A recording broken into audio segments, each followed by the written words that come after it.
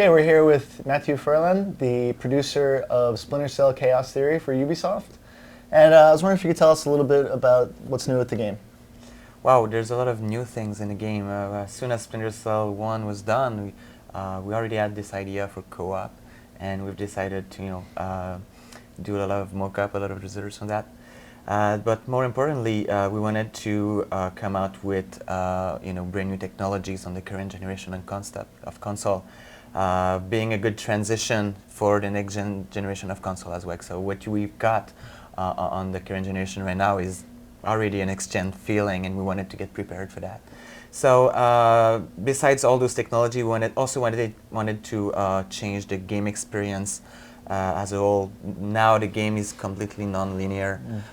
You can save anywhere, which is a major difference in your game experience, because now you can make a save and then try different strategy you wouldn't try otherwise. Nice. So I think it's a good, it's a nice addition. Another cool system that has been integrated is the context of proximity. All the development team is strongly believe that one of the strongest emotion you're getting while playing Splinter Cell is when you're very, very close from a danger and you're hidden in the dark and you gotta make a decision.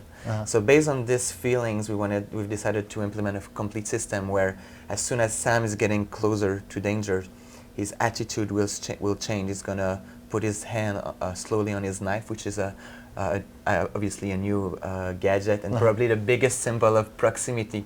Like sniping isn't cool anymore. Now you gotta use your knife. Yeah. And as soon as the player manages to getting very close from danger, he has to take decisions constantly. These cool stealth action moves are very interesting because you can do them from any position, from behind, from up front, even from above or underneath. You've all seen this neck snap when you're grabbing from a pipe, or when you're on a ledge and pulling your upper body to grab the NPC and pulling down the cliff or such things. So those are all small rewards through a brand new systems we wanted to do to encourage player to play stealth and to being rewarded to do so. The scenario is just incredible. All the depth of the scenario. As soon as we're talking about non-linearity, it makes that the scenario becomes a big puzzle where, depending on what the player is doing first, you need to adapt the game so you're giving him the proper information at the proper time. So, but as soon as this was done, then technically it was not a hard stuff to manage. It was mostly conceptual. The co-op mode. I think it's great because considering all the systems we're using in Splinter Cell, all the gadgets, all the strategies and all this, having a partner with you, to trap the AI into, certain situation is just great. Plus the addition of cooperative moves, like you've seen the Tomonagi when you're just pushing your partners on an NPC or to reach another ledge. You got the human ladder, you got, tons of different moves like this that are enhancing the experience and are providing a real cooperative experience feeling. And I think this is very cool. We thought originally that having two partners experimenting the game would double the experience, but considering all the the systems and the possibilities through that, it's just exponential. And we've been in terms of sound, we've been redoing the engine so we can match better the sound ambience and the player's action. So now there's a new sound gauge player can use to modify the sound ambience in the environment and sneak easily in some circumstances. In terms of music, Amon Tobin is now the music composer, and I think it fits very well with the game because he's using different layer of instrument to compose his music, and we're using different layer of stress to build our AI. So when you're into the action, the music is matching perfectly with what's going on in the world, and in terms of immersion, it's great. It's just a good addition and a good feeling. We wanted to make Splinter Cell 3 a big game. Everybody could find something they like into it, and coming with a full solo campaign with 11 missions, brand new actions, brand new graphics, and all this to do. A cooperative campaign with 4 missions and a full experience with Versus. I think it's a big package, and it's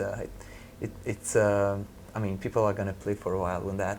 The non-linearity, the save anywhere, is adding a lot of replay value. In solo, you can now decide before getting into the action what kind of loadout you want to have.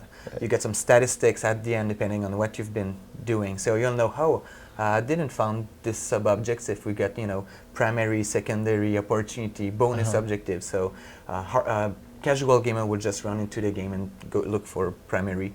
Hardcore will be very pleased to find those hidden paths to discover bonus objectives and all this to get a perfect ranking at the end of each mission and try to progress. You mentioned the knife as one of the new gadgets in the game. Are there any other new toys at Sam's disposal that'll be able to use? Yeah, obviously yes. I mean, we instead of adding a dozen new gadgets that are not always very useful, we wanted to make sure all the current gadgets were enhanced and have a real impact on gameplay, plus adding some of them. The knife is a one for to use as a weapon and as a tool also.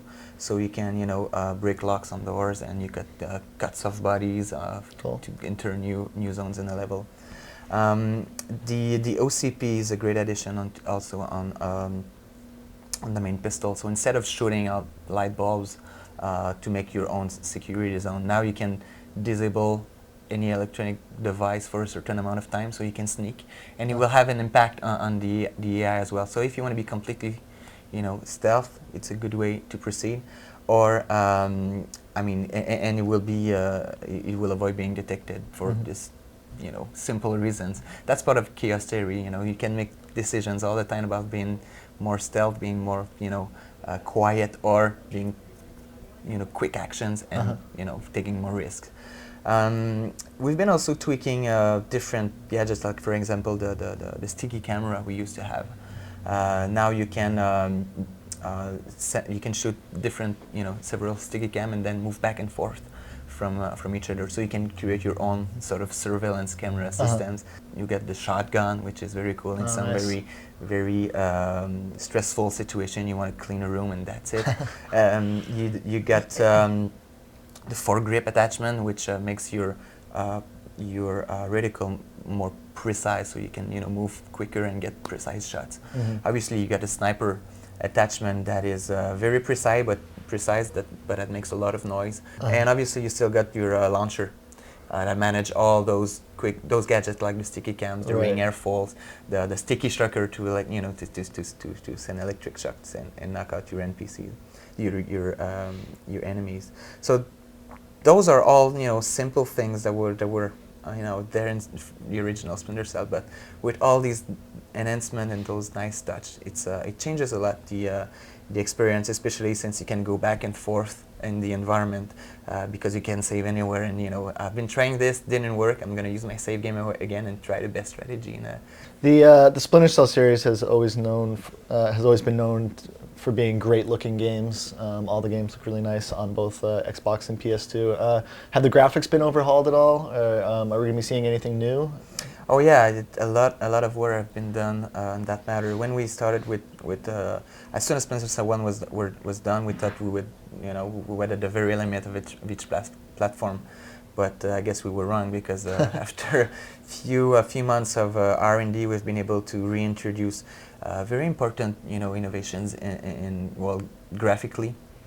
I've been talking about sound and AI already, but graphically, on Xbox and PC version, we've been integrating the normal mapping and the shader. Normal mapping is very cool because it adds some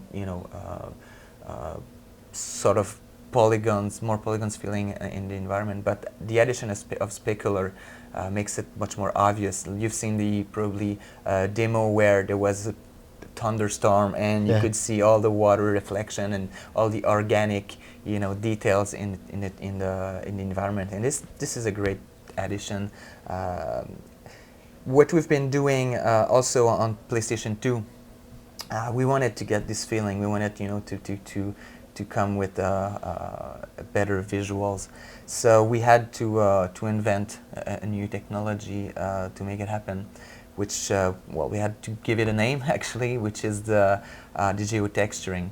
instead of tiling some textures in the environment, you can tile some small objects, Okay. so you can feel like there's much more polygons everywhere. Mm-hmm. And this is a fantastic innovation because it gives the PlayStation a fresh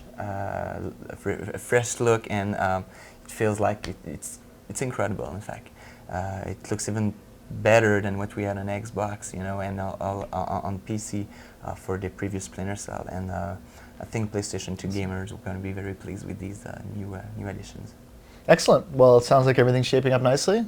Be sure to check out Splinter Cell Chaos Theory at the end of March. Thank you to Matthew Ferland, and we'll talk to you soon.